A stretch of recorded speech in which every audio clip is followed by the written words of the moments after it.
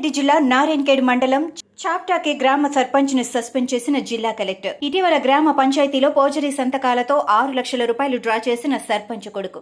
చాప్టా గ్రామ పంచాయతీ సెక్రటరీ ఫిర్యాదుతో చర్యలు తీసుకున్న కలెక్టర్ వల్లూరి క్రాంతి చాప్టా గ్రామ సర్పంచ్ సంగమ్మను విధుల నుంచి తొలగిస్తూ ఉత్తర్వులు జారీ.